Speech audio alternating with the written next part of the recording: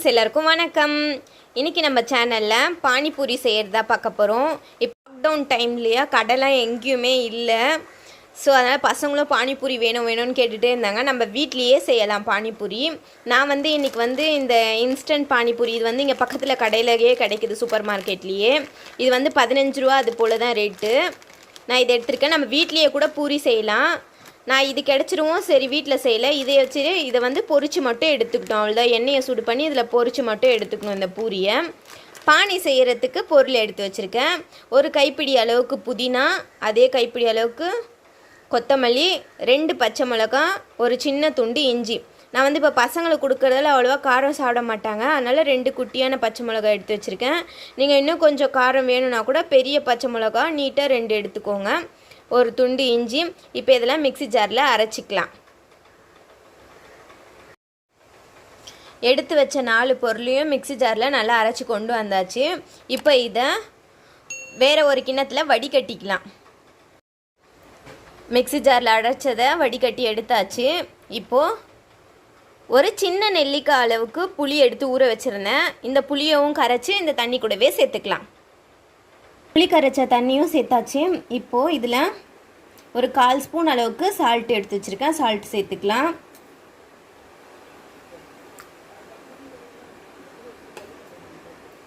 இது சீரகப்பொடி.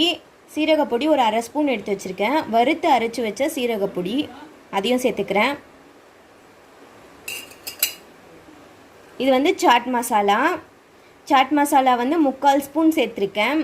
சாட் மசாலா உங்கள் இஷ்டம் தான், உங்கள்கிட்ட இருந்தால் சேர்த்துக்கோங்க, இல்லைனா பரவாயில்ல, ஸ்கிப் பண்ணிடலாம், ஒன்றும் அவசியம் கிடையாது. எனக்கு சாட் மசாலா இதில் சேர்க்க ரொம்ப பிடிக்கும், அதனால் நான் ஒரு 3/4 ஸ்பூன் அளவுக்கு சேர்த்துக்கிறேன். இப்போ நம்ம இதில் 2 குட்டியான பச்சை மிளகா தான் வச்சுருக்கோம்.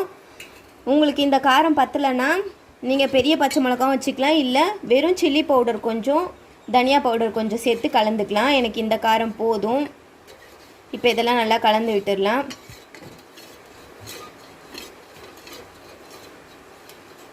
இப்போ நார்மல் வாட்டர் கொஞ்சம் சேர்த்துக்கிறேன்.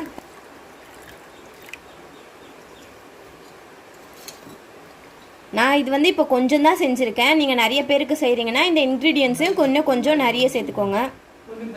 நல்லா கலந்து விட்டுட்டு டேஸ்ட் பண்ணிக்கோங்க. உப்பு பத்தலைன்னா உப்பு இன்னும் கொஞ்சம் சேர்த்துக்கோங்க. எனக்கு ஓகே, கரெக்டாக இருக்குது. பானி ரெடி. இப்போது பானியை தனியாக வச்சிடலாம். அடுத்தது உருளைக்கிழங்கு மசாலா செய்யலாம். உருளைக்கிழங்கு மசாலாவுக்கு 2 உருளைக்கிழங்கு வேக வச்சுருக்கேன். இது கூட இந்த சின்ன கப் அளவுக்கு பட்டாணி எடுத்துருக்கேன். இந்த பட்டாணி காஞ்ச பட்டாணி. இதை நல்லா ஊற வச்சு 4 விசில் போட்டு எடுத்திருக்கேன். இது 2த்தையும் சேர்த்துக்கலாம். பட்டாணி நல்லா நசுங்கணும், இந்த மாதிரி அந்த அளவுக்கு வேக வச்சு எடுத்துக்கோங்க. இப்போ இது 2த்தையும் நல்லா ஸ்மாஷ் பண்ணிக்கலாம். பட்டாணியும் நல்லா ஸ்மாஷ் பண்ணியாச்சு. பட்டாணி ஒன்றும் பாதியமாக இருந்தாலுமே போதும், ரொம்ப நசுங்கணுன்ற அவசியம் இல்லை.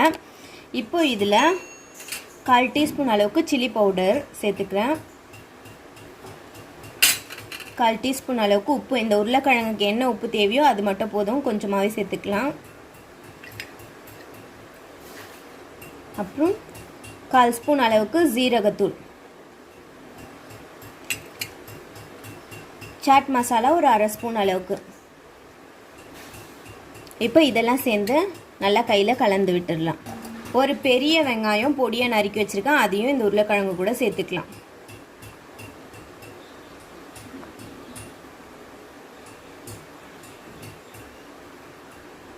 ரெண்டு கொத்தமல்லி இலையும் சேர்த்து இப்போ எல்லாத்தையும் நல்லா கலந்து விட்டுக்கலாம். பூரி பொரிச்சு எடுத்துக்கலாம். அதுக்கு ஒரு கடாய் வச்சு, கடாய் காஞ்சதும் கொஞ்சம் எண்ணெய் சேர்த்துக்கலாம். எண்ணெய் நல்லா காஞ்சாச்சு. இப்போது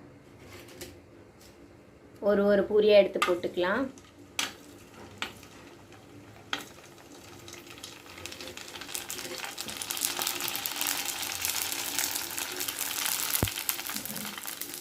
ஒரு பக்கம் வெந்ததுமே அடுத்த பக்கம் பாருங்கள் தன்னாலேயே திரும்பிக்குது. நம்ம திருப்பவே தேவையில்லை.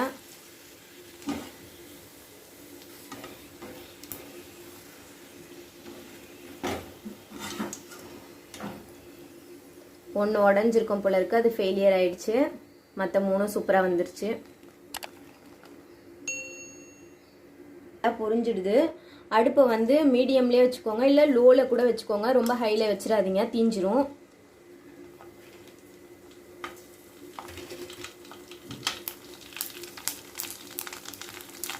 ஒரு பக்கம் உப்பினதும் அடுத்த பக்கம் தன்னாலேயே திரும்பிக்குது பாருங்க.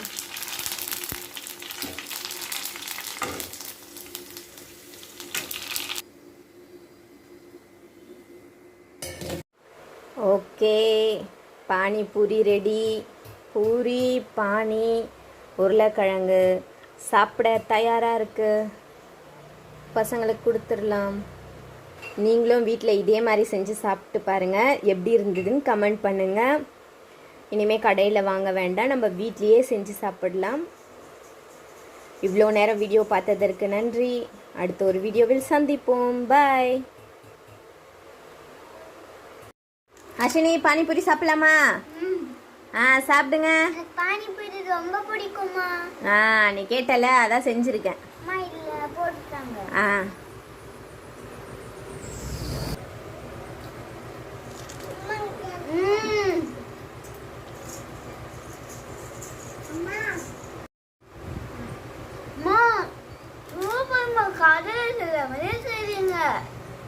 எப்படி இருந்தது அதாச்சு?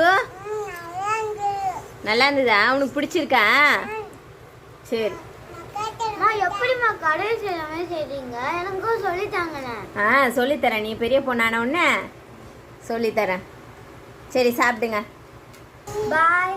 நம்ம சேனல் பிடிச்சிருந்ததுன்னா லைக் பண்ணுங்க, ஷேர் பண்ணுங்க, சப்ஸ்கிரைப் பண்ணுங்க. இவ்வளோ நேரம் நம்ம சேனலை பார்த்ததுக்கு நன்றி. தேங்க்யூ. பாய்.